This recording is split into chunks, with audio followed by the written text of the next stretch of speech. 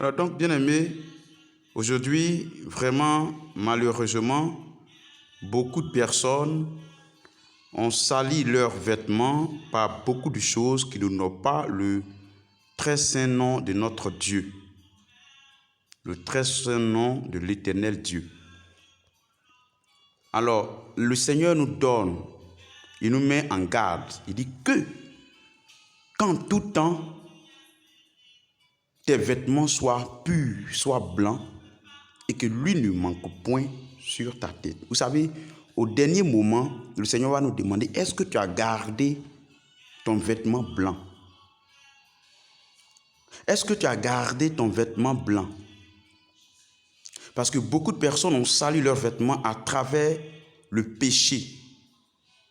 Qui parle de péché, c'est parle de tout ce qui ne n'honore pas le nom du Seigneur, que nous faisons et qui nous plonge, je dirais que dans une vie de mort spirituelle qui nous éloigne de la face de Dieu, qui nous éloigne de la sainteté de Dieu, qui nous éloigne de, je dirais, de la parole de Dieu. Aujourd'hui, il y a tellement de distraits dans les églises. Il y a beaucoup de personnes, à commencer par même les hommes de Dieu, à commencer par les hommes de Dieu, les soi-disant prophètes, les pasteurs, les apôtres, beaucoup de personnes, parce que l'ennemi a jeté plusieurs de ses agents dans les églises. Comme je le disais tantôt, nous sommes mélangés. On ne sait plus qui est loup, on ne sait plus qui est agneau, qui est brebis, qui est responsable. Vraiment, il y a une cacophonie totale que nous vivons aujourd'hui.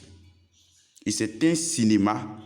Et vraiment, j'ai mal au cœur et le cœur de Dieu a mal également. Beaucoup sont jeunes, mais qui ne prêtent pas attention et qui ne prennent pas leur vie chrétienne au sérieux. Bien aimé, Jésus-Christ vient bientôt pour nous juger. Il y a beaucoup de distraits. Aujourd'hui, plusieurs personnes, leur paradis est devenu comme le mariage. Beaucoup de personnes, pendant que j'étais en train de préparer ce message, je disais au Seigneur, qu'est-ce que je vais dire pour que vraiment nous puissions être édifiés? Il dit, parle de la sainteté, parle de la sainteté, parle de l'onction, parle afin que les hommes puissent me chercher, afin que les quelques-uns qui vont prendre conscience puissent me chercher, parce qu'il est temps que vous me cherchiez, il est temps que chacun s'investisse à me chercher. Aujourd'hui, plusieurs personnes se préparent pour leur mariage. Quand on les a écrits, surtout les sœurs ou les frères, quand ils veulent écrire, ils se préparent, ils prennent du temps, ils économisent, ils font tout pour que vraiment ce soit une réussite totale. Beaucoup de personnes, quand elles veulent voyager, elles se préparent. Beaucoup de personnes, quand ils ont par exemple déposé un CV quelque part et qu'ils doivent être embauchés, ou bien ils viennent dans un entretien d'embauche et qu'ils ont été retenus, ils se préparent pour le jour de la prise de fonction. Mais peu sont ceux-là qui prennent le temps de chercher le Seigneur, de se préparer pour le retour du Seigneur Jésus-Christ. Alléluia. Que le Seigneur nous fasse comprendre de sorte que nous puissions revenir à sa parole. Les hommes d'antan, c'est-à-dire les hommes d'autrefois, ont cherché le Seigneur. Quand ils ont rencontré le Seigneur, ils l'ont cherché jusqu'à ce que le Seigneur les enlève. Nous connaissons beaucoup les Élie, nous les connaissons, les Élisée, les Daniel. Quand nous lisons leur vie, mes bien-aimés, nous pouvons comprendre que c'est des personnes, ou ce sont des personnes qui ont rencontré le Seigneur et qui sont restées dans la présence du Seigneur jusqu'à leur salut, jusqu'à leur enlèvement. Est-ce qu'aujourd'hui c'est le cas? Est-ce qu'aujourd'hui c'est le cas? Nous sommes versés dans les festivités. Nous sommes versés dans n'importe quoi. Ce que les païens font aujourd'hui, ce que le Saint-Esprit m'a amené à comprendre avant-hier, ou depuis un certain moment, parce que le Seigneur m'a ramené encore l'esprit là-dessus avant-hier, mais depuis un certain moment, depuis 2 ans, 3 ans en arrière, le Seigneur m'a révélé cela. Et qu'il dit que les païens sont devenus un peu plus mieux que ceux qui disent qu'ils vont à l'église. Et mon cœur a été intrigué quand j'ai entendu cette parole. Vous comprenez?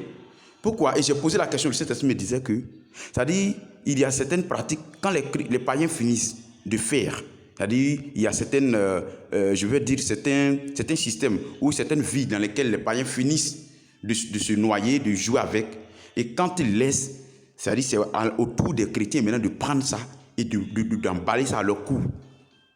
Aujourd'hui, au départ, les chrétiens n'aimaient pas Facebook. Mais quand les chrétiens ont commencé à goûter ce qu'on appelle Facebook, mais les païens même ne sont plus faits sur Facebook. Au départ, les chrétiens n'étaient pas trop dans les fêtes. Ils cherchaient Dieu. Mais arrivé à un certain moment, une génération de chrétiens s'est levée et a commencé à s'intéresser aux festivités, aux histoires de baptême, aux histoires d'anniversaire, aux histoires de je ne sais quoi. On se lève ici, on fête de comment on appelle ça? On dit quoi? La naissance de Jésus. On se lève en fête, on dit Assomption. On se lève en fête ceci. Toutes sortes de fêtes aujourd'hui. Même les fêtes juives, qui sont des références des fêtes chrétiennes, ne sont pas célébrées comme ça.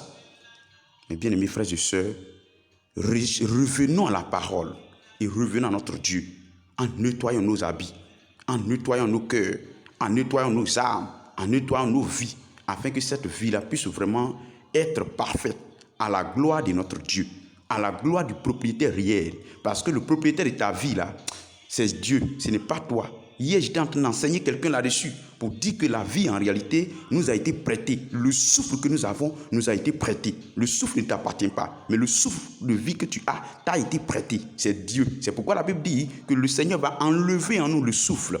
L'esprit sera rendu à Dieu. Ça nous a été prêté. Ça nous a été prêté du moins. Et donc, quand quelque chose t'a été prêté, ça veut dire que tu dois le rendre à sa propriété, à son propriétaire ou à sa propriétaire. Ça veut dire que cette chose qui t'a été prêtée là, tu dois la rendre au propriétaire réel, au propriétaire légal. Comment ton âme sera présentée à l'Éternel? Bien-aimés frères et sœurs, aujourd'hui, on a tellement écouté les messages qu'aujourd'hui, il y a trop de fantasmes, il y a trop de, je ne sais pas comment on appelle, fantaisie. Hey, Seigneur, vous voyez? Mais le Seigneur est là. Il regarde les chrétiens. Ils sont mourants. Ils sont concentrés à vivre la chair, à faire tout ce qui nous glorifie son nom. Que le Seigneur nous aide.